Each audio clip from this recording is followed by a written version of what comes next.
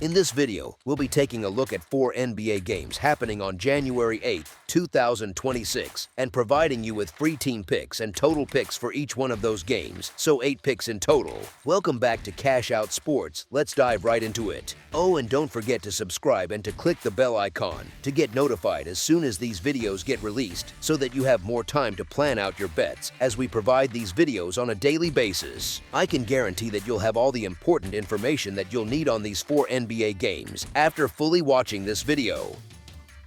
One more thing before we start: if you would like to gain access to our best exclusive sports picks to take your journey to the next level, then check out our Patreon in the link down below, where we offer our best single picks, parlay picks, and much more. Now let's get started. Indiana Pacers versus Charlotte Hornets. The Pacers are still missing Tyrese Halliburton, Obi Toppin, Benedict Mathurin, and Isaiah Jackson, while the Hornets have again ruled out Grant Williams, Brandon Miller, and Ryan Kalkbrenner. You have one team limping along and another one that suddenly looks like it remembers how to play fun basketball. The Pacers are stuck in a brutal slump, but as frustrating as it has been, their last outing at least gave them something to hang on to. They were the better side for roughly 3 quarters before the Cavaliers flipped the switch late and yanked the game away. That kind of collapse stings, but it can also remind a struggling team that the ceiling is still there somewhere. On the other side, the Hornets have actually come to life lately, which feels almost strange to say out loud. They smashed the Thunder, then turned around and lost by just a single point to the Raptors last night, which is the kind of competitive effort this franchise has not shown consistently in a long time. You can feel a bit of swagger creeping back in, even if the roster is still far from perfect. Yes, the Hornets are at the tired end of a back-to-back, and that usually shows up in the legs and on the defensive glass. Even so, they are battling, stealing wins here and there, and more importantly for spread bettors, they have covered in 8 of their last 9 games. For this team, that is genuinely one of the best stretches of ball they have put together in years, which says plenty about where they were before. The Pacers, by contrast, have not won a game since what feels like the Titanic era, and they are sitting at just 18-19 against the spread on the season. That kind of record tells you they are not only losing, they are also consistently falling short of expectations. You have to ask yourself, can you really trust this version of Indiana right now?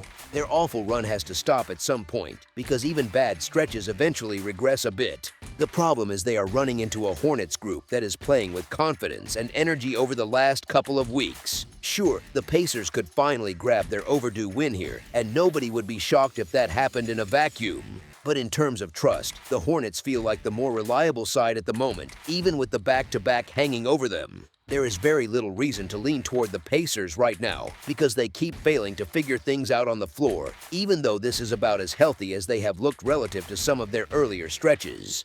As our first pick for this matchup, the Charlotte Hornets to win and cover the spread as favorites is our full game side pick. Shifting to the scoring profile, the Indiana Pacers are averaging 110.8 points on 44.1% shooting and allowing 119.7 points on 48.6% shooting. That combination points to an offense that has cooled off compared to its reputation, and a defense that is leaking efficiency, which often leads to some ugly stretches of half-court basketball. The Indiana Pacers are shooting 33.8% from beyond the arc and 77.2% from the free throw line.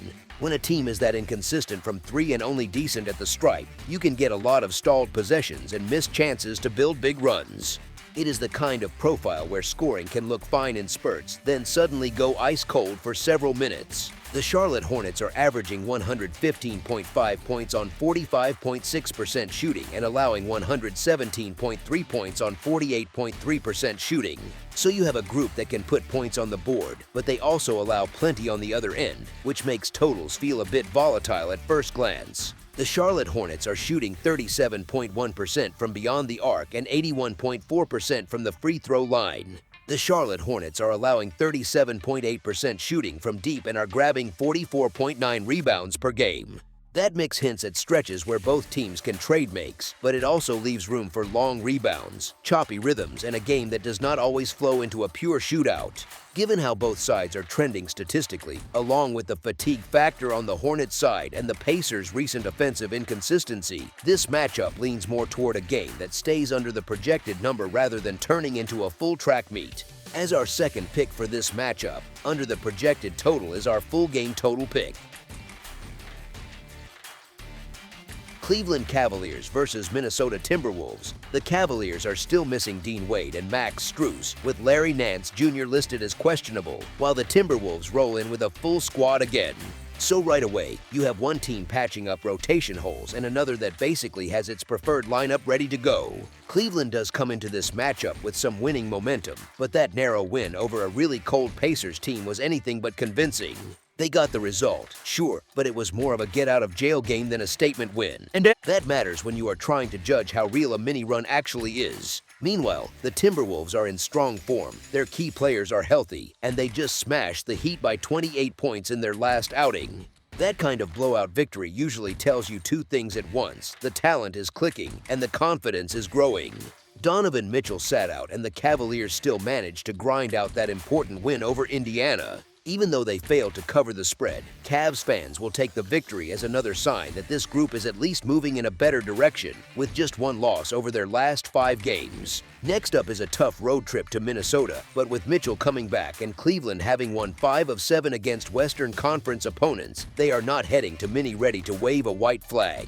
Last season, Cleveland swept the regular season series, and that little historical edge will quietly add to this team's confidence going into Thursday's game.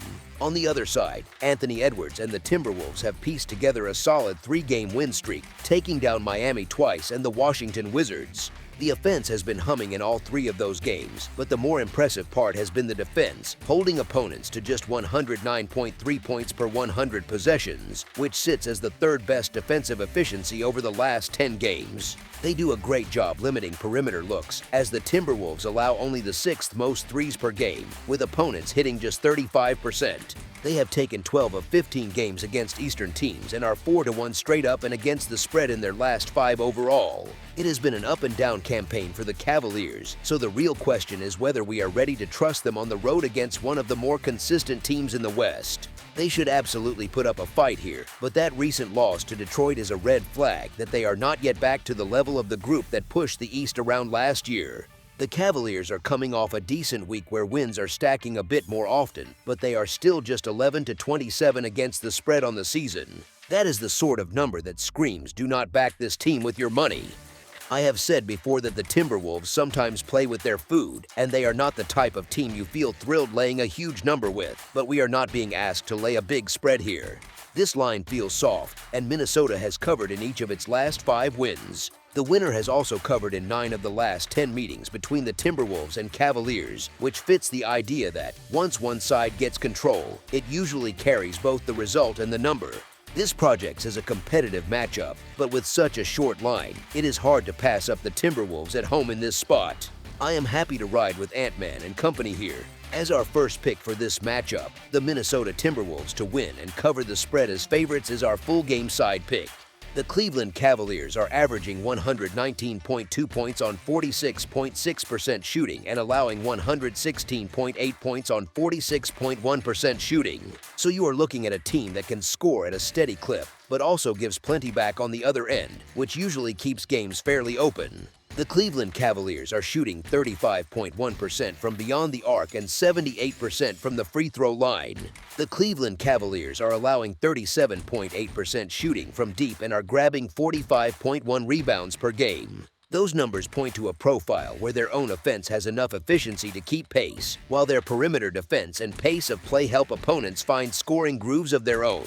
The Minnesota Timberwolves are averaging 119.6 points on 48% shooting and allowing 114.1 points on 45.6% shooting.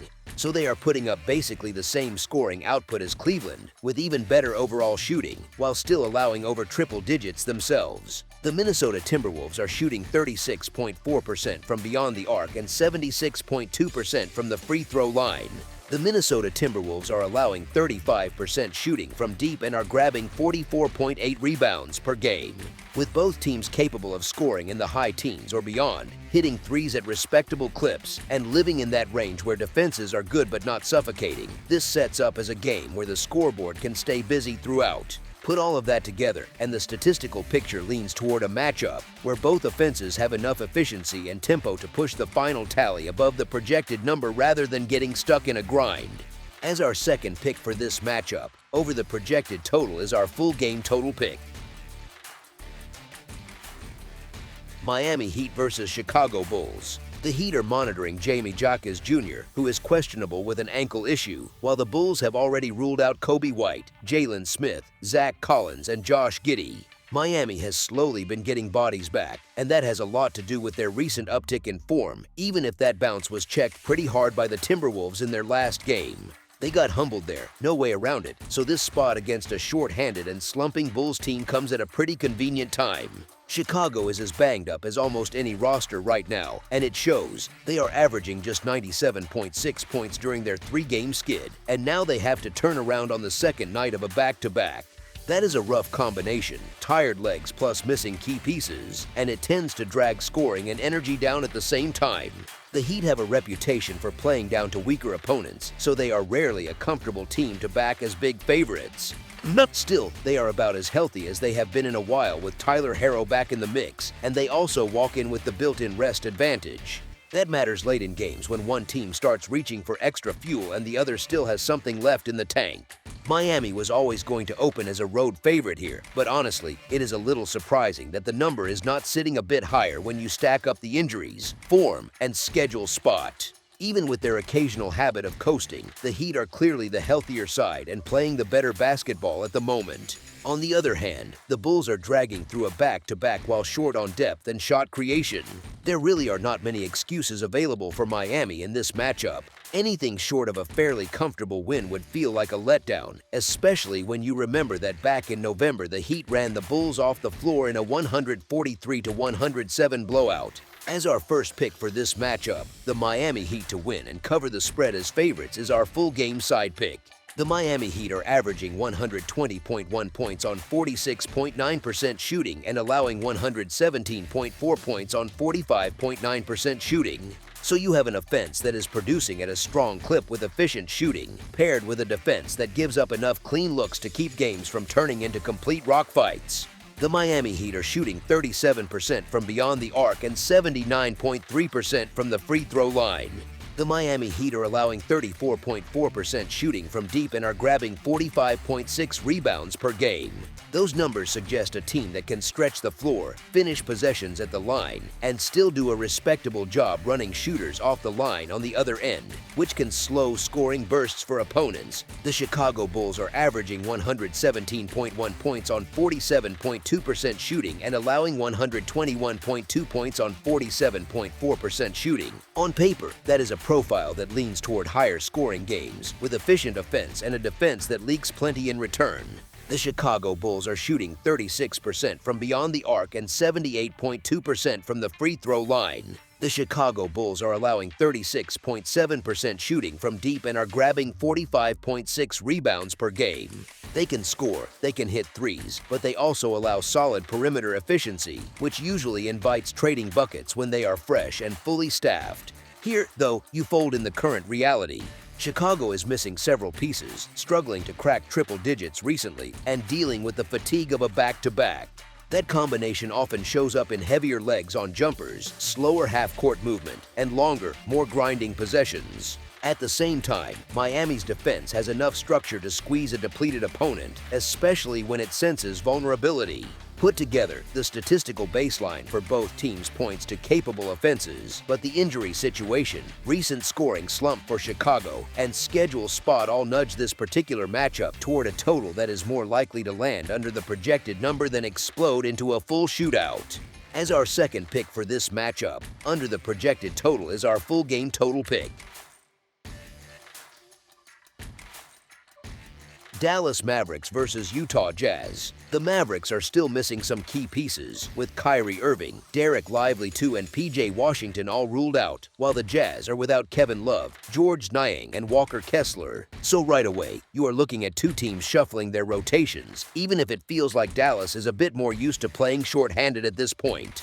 The Mavericks have not exactly been firing on all cylinders lately. They were really struggling before finally stringing together 2 straight wins. Tuesday's 2-point escape against the Kings does not exactly scream dominance. It feels more like a survive and advance kind of result. Still, they now get a slumping Jazz team that was getting thrashed on a nightly basis for a while. Utah did finally show some fight with that big effort against the league-leading Thunder last night, and that kind of performance can boost morale, even when it ends in a loss. The thing is, playing that hard, then turning around for the second game of a back-to-back, that is where fatigue and focus can wobble a bit. It is not unusual for a team coming off a dramatic, emotional defeat to show up a little flat the next night. You get the letdown, the slow legs, sometimes even the sloppy decision-making. That is exactly the kind of spot the Jazz are walking into here. Dallas, even without Kyrie and the others, at least comes in with that small uptick in confidence from the recent wins. They know they were not sharp for a good stretch, but a team that has just steadied itself a little often leans on its star and its structure to handle opponents that are tired and vulnerable. In this matchup, that sets up a pretty clean path for the Mavericks to take care of business if they simply avoid giving the game away. Given the Jazz situation with the back-to-back and the emotional toll of last night's loss, I am expecting the Mavericks to grab the win and do enough to cover against a Utah side that is ripe for a letdown. As our first pick for this matchup, the Dallas Mavericks to win and cover the spread as favorites is our full game side pick. The Dallas Mavericks are averaging 113.1 points on 46.9% shooting and allowing 117 points on 45.9% shooting. So you have an offense that is reasonably efficient, but a defense that gives plenty back, which often nudges games toward a more open style. The Dallas Mavericks are shooting 33.4% from beyond the arc and 75.9% from the free throw line. The Dallas Mavericks are allowing 33.2% shooting from deep and are grabbing 44.7 rebounds per game. That combination suggests their opponents are not exactly being shut down from outside, and the rebounding is good enough to keep second-chance looks in play on both sides. The Utah Jazz are averaging 119.8 points on 46.2% shooting and allowing 127.1 points on 49% shooting. That is classic high-scoring DNA, a strong offensive output paired with a defense that is bleeding points. The Utah Jazz are shooting 35.4% from beyond the arc and 80.5% from the free throw line. The Utah Jazz are allowing 37.1% shooting from deep and are grabbing 45 rebounds per game. They can score from distance, they cash in at the line, and they give up a very friendly environment for opposing shooters, especially from three. When you put these profiles side by side, you end up with two teams that can both put points on the board while also struggling to consistently get stops. Even with Utah on a back-to-back, you still have a Jazz team that tends to play in high-scoring games and a Mavericks team whose defensive numbers invite opponents to get comfortable. That combination lines up with a game that is more likely to lean toward plenty of scoring than a slow, grind-heavy affair. As our second pick for this matchup, over the projected total is our full game total pick. That's all for now, so if you have any other games you would like reviewed, then leave a comment down below with the game you would like analyzed, subscribe to our channel, leave a like on this video, and we'll get to it as soon as we possibly can. We would also love to hear your opinion on the picks presented to you in this video, whether you agree or disagree with them, so leave a comment down below and do let us know.